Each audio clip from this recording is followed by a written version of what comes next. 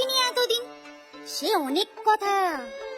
দিনকাল ঠিক ভালো যাচ্ছে না, সবাই আছি ভয়ে ভয়ে। জানি তোমাদেরও মন ভালো নেই। আচ্ছা চলো, একটা মজার গল্প হয়ে যাক। দেখি তো ভাগ্নে শিয়াল আর বাঘ মামা কি করছে। আমাদের সে বিখ্যাত বাঘ মামা, মানে লেজ কাটা বাঘ, এই বনের রাজা। এই যা, লেজ কাটা বলে ফেললাম, শুনে ফেললো না তো?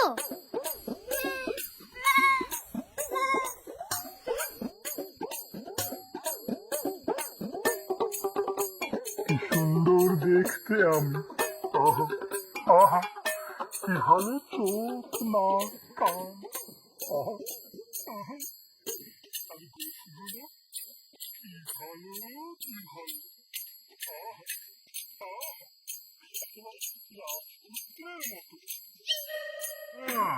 রাজপুত্র হবে কেন? আমি তো রাজা। ঠিক ঠিক, আমি তো রাজা, সে তো মনেই থাকে না। ঠিক ধরে ফেললাম, কি বুদ্ধি আমার, কি ভালো কি ভালো। তবে একটাই যা দুঃখ, আমার লেজটা কাটা। তাই আমি লেজ কাটা বাঘ, বনের রাজা, লেজ কাটা। বাঘ মামা, ও বাঘ মামা, বাড়ি আছো? কে কে ডাকে আমার? ভাগ্নে শিয়াল নাকি? না না, এ তো শিয়ালের গলা নয়।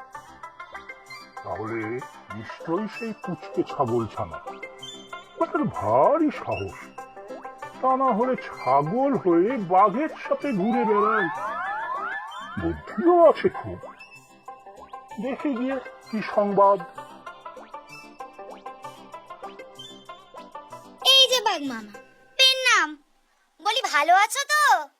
অনেকদিন পর দেখলাম তোমাকে। আহা, কি সুন্দর লাগছে দেখতে তোমায়, একেবারে শেরমান খান। কি বল? শেরমান খান? আহা, কি ভালো রে তুই পুচকে নরহরি, আনন্দে যাই গড়াগড়ি। না না বাঘ মামা, শেরমান না, শেরুখ খান।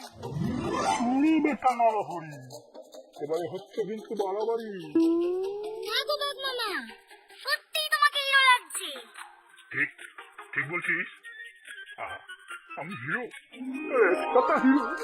আহা, আহা, তাও তো আমি সানগ্লাসটা পরিনি, আর গলায়